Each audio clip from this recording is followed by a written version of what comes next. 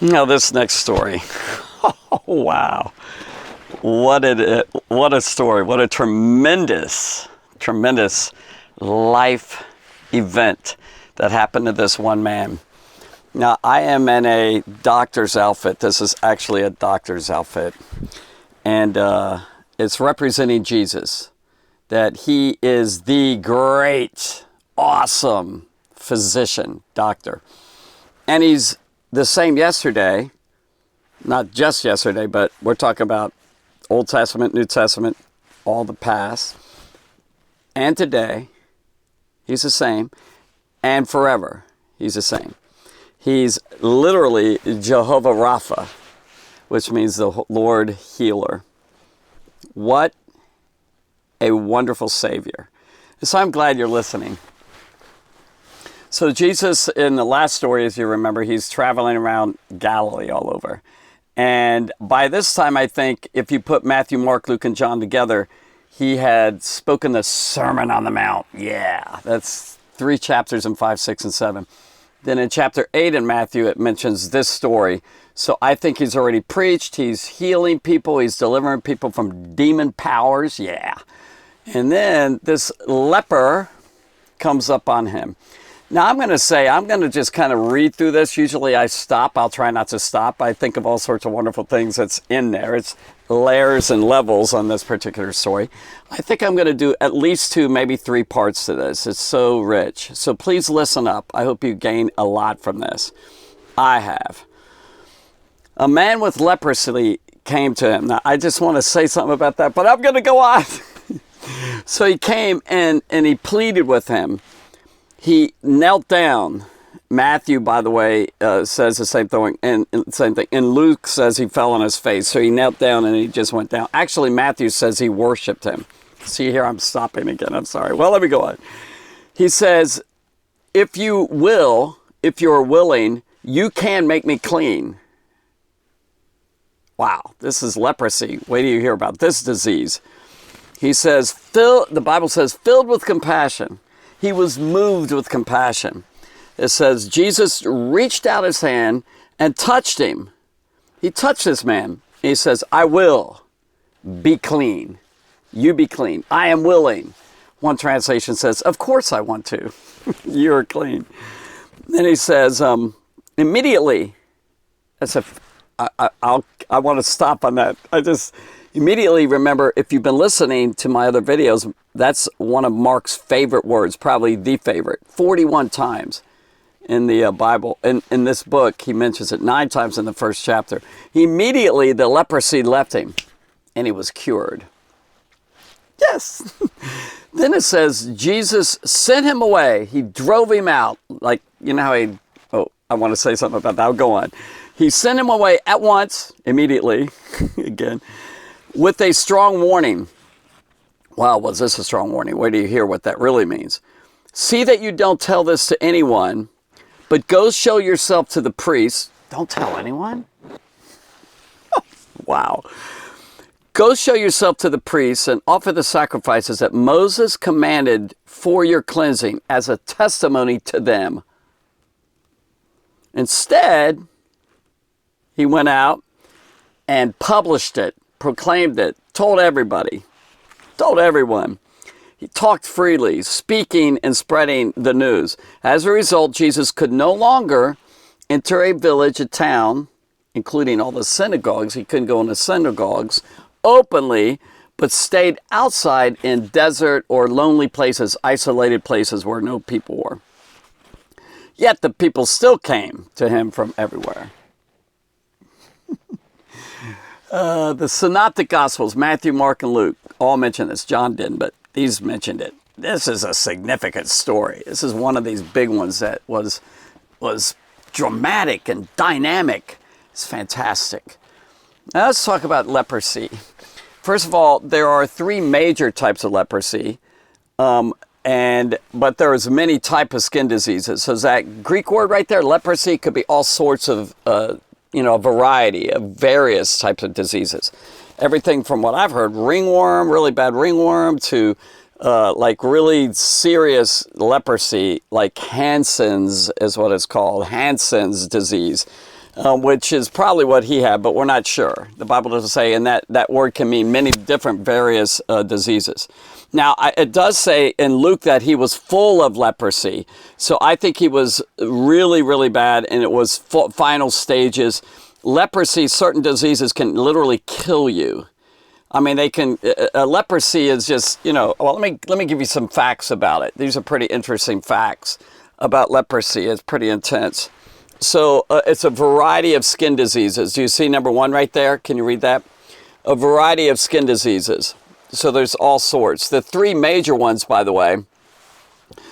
Oh, wow, I've read about these. And by the way, my mom used to take care of lepers. She sent money to take care of lepers in what's called leper colonies. So there's still people with this disease today, this particular one, Hansen's disease. And the first one that we could talk about kind of starts with blotches and spots. And they go like pink, and then they turn really bad, and they start just kind of growing on you, and it turns to brown, and then it affects you like it actually becomes like what is it, like spots that and sores. That's the word I'm looking for. Sores with pus.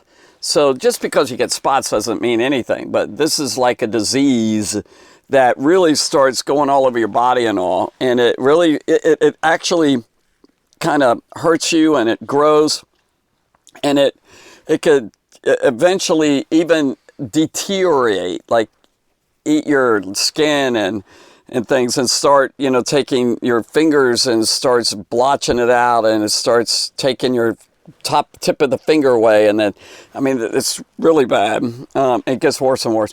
And then number 2, the second major type of disease is called like an anesthetic. Like if you get a shot at a hospital or a doctor, it gives you anesthesia where you can't feel anything.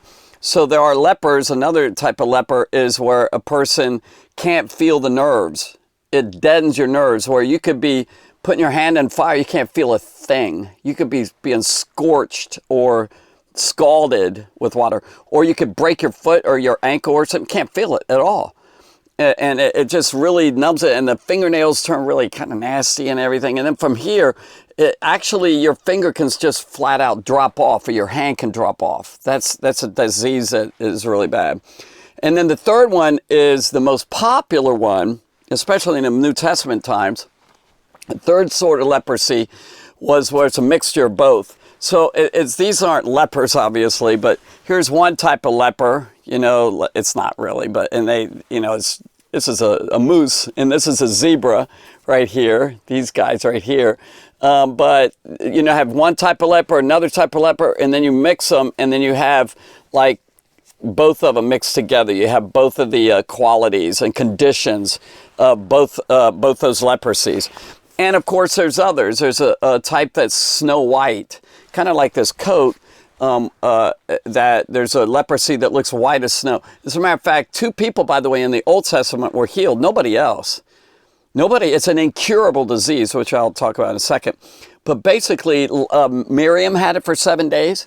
God kind of punished her for a bit, got her, and then he healed her from that. I think it's because of Moses' prayer, by the way. It's cool. So God answered prayer.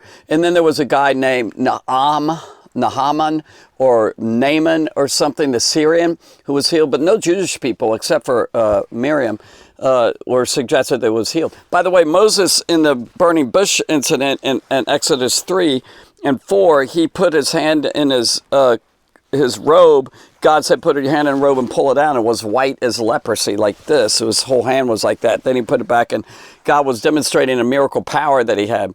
Leprosy is a really nasty disease.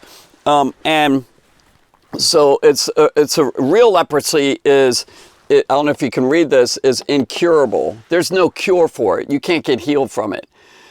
Now, nowadays, there's medicines and things that can help arrest it, like slow it down. And I'm not sure if it can be completely cured. Maybe some of them can. Sort of a psoriasis type disease can, but that's a skin disease and all, but others can't. Like this was incurable. There's much suffering that went along with this disease, this nasty disease. And by the way, it is mentioned big time in the Old Testament and in the New Testament. As a matter of fact, there's 2 full chapters on leprosy. Can you imagine that? 2 full chapters talking about this disease. It's chapter 13 and 14 in Leviticus. I've read those before, and I've read it because of this video here. Pretty intense stuff on what it is and what it's like, and it's just really damaging and all. And it really it can actually, the first leprosy I talked about, I can remember this, it can actually hurt your breathing, where you're wheezing and everything, really intense. There's much suffering physically, like at all levels of life. Physically suffering, where there's pain and there's discomfort, and except for the ones that you can't feel the nerves and everything. And then there's social suffering in it, where it's a stigma. People look down on you because they felt like it was a finger of God. The rabbinic writings say it's a finger of God touching you. It was a judgment of God on people. Sometimes it could have been like Miriam, but of course he healed her really quick. But they felt like you're cursed of God. Not necessarily. But it was, you could be cursed of God. I've also read that it can be hereditary, which is super sad, coming, passed down from generation to generation. Mental and emotional. I don't know if you could see those 2 words right there, mental and emotional. The anguish, the pain and suffering that you receive mentally and emotionally. And I'll tell you why more as we go, but really bad. And then religious. There's a religious sort of suffering to it, where people feel like you're cursed of God and God is not pleased with you. Not necessarily at all, but that is the thinking of the ancient times. And then also, like socially, if we talk about the social aspect, the Bible does say to do this. It says, walk around with torn and raggedy clothes. Kind of it's an indication that something's wrong with you. If you happen to get close to a city or into the city, like if you're coming in for food or you're coming in for water, of course, anybody that comes close to you, which you're not supposed to be, 150 feet, you're supposed to stay away from them. Then, but it was a law, according to the law, that is to identify you as being a leper by having torn clothes. And then your hair is a mess. It's unkempt. It's really a mess. Your hair is not to be, washed very much and combed or brushed around. You cover part of your upper lip. You cover the lower part of your face. You cover it like a mask over you. And then you're supposed to say these 2 words, unclean, unclean, everywhere you go. If you see anybody around you, you're supposed to be suggesting that you're supposed to say unclean. And nobody really touches you. That's huge. No hugs, no handshakes, no human contact, no touching, because you're ceremonially unclean. And we'll talk about that a little bit more in a little bit. But again, 150 feet, you're supposed to be a distance from them. So no contact with humans except for talking to them. So, and then another thing is that you're supposed to be alone. You're supposed to take this thing alone. Lepers are lonely, really alone. They're by themselves. And then you're outside the camp. You had to stay outside of the city or the camp or the village. In the Old Testament, it was the camp of Israel, like with the tabernacle and all. In the New Testament, outside of all the towns, villages, cities. And there were a lot of lepers back then. And in parts of the world today, there's quite a few. And then they could last as long as, some of them last as long as 30 years.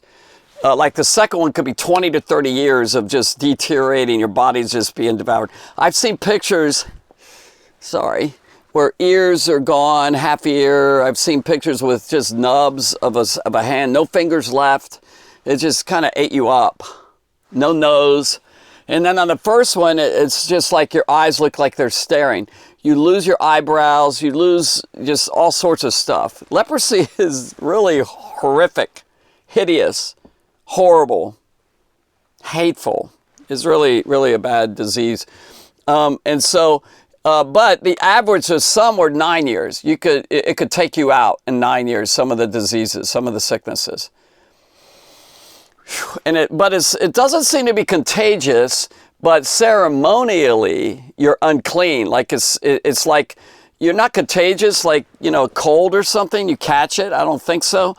Although it seems that even homes can get a leprosy on the in the homes and all the Bible talks about.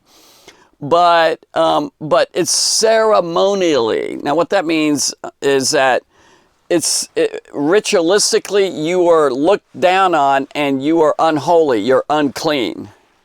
You know, you're not supposedly right with God, but that's not true. A lot of people are right with God. They're righteous with God, but the disease causes them to be, in a sense, unclean. And by the way, leprosy is a major one, I'm going to say. Major. Leprosy is a picture of sin. Leprosy starts like sin. If you think about sin while I'm talking about leprosy, it starts out small and it just grows. If you don't take care of your sin problem, if you have a little sin that you're dealing with, it's going to grow. If you don't take care of it, it's going to grow. It's like a cancer, you know. And it starts underneath the skin, and your skin, you know, it's like sin grows in you, inside you. And so leprosy does the same sort of thing. It's like sort of inside and outside of your skin. It starts inside and it starts swelling. By the way, the swelling that can happen and everything. Sin swells. It gets larger.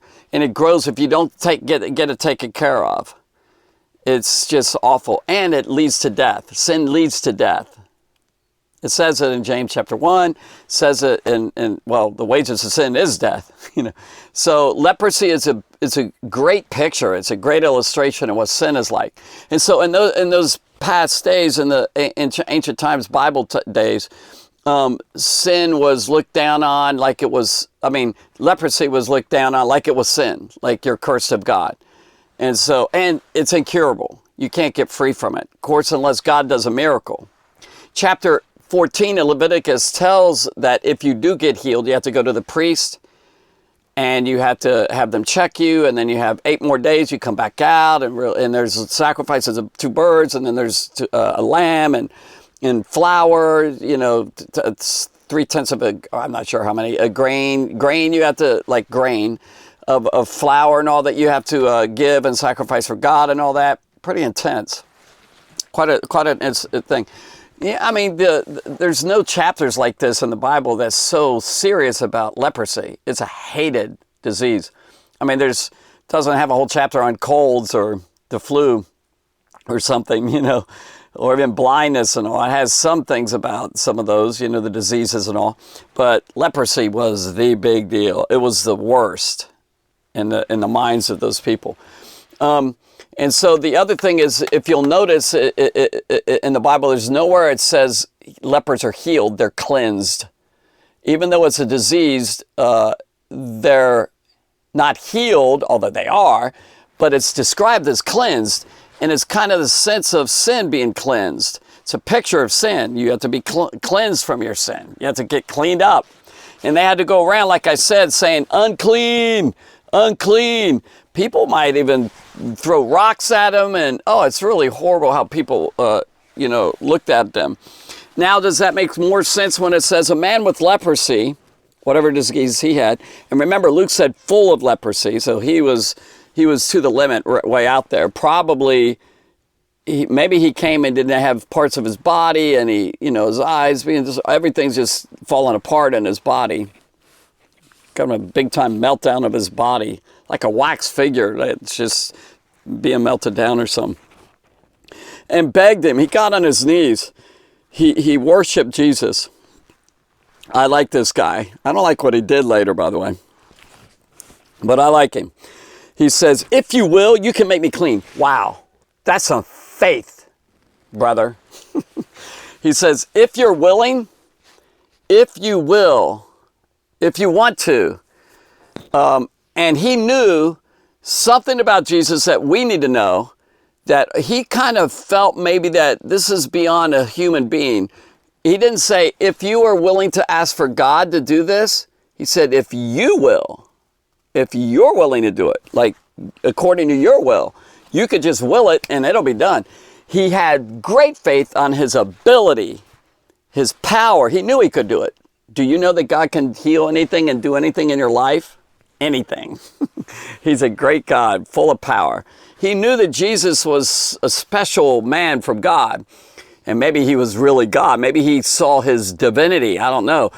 For him to say, you just will it, he didn't ask for God, will you please pray on my behalf? You know, oh, ask God to do it. He said, if you will. Maybe he saw some more than we think about, but he didn't know for sure if he was willing. Now, maybe this guy, I don't want to say so for sure, maybe he had sinned, and maybe this was a judgment of God on him. But I don't know, because the reaction of Jesus was he was moved with compassion. That actually, in some of the manuscripts, it actually says he was angry. He was moved with anger. So some translations, some manuscripts in the Greek says compassion, others say anger. So it's sort of a mixed thing here. And so the Greek word, by the way, is he snort like a horse. Well, this is later for strong warning, but even in this first passage, we'll get into this a little bit later, but even in this first part, he said it's like his anger was like a horse snorting. You know, a snort, by the way, is where a loud noise, air comes out of your nose, through your nostrils, and you snort, like really bad, really strong.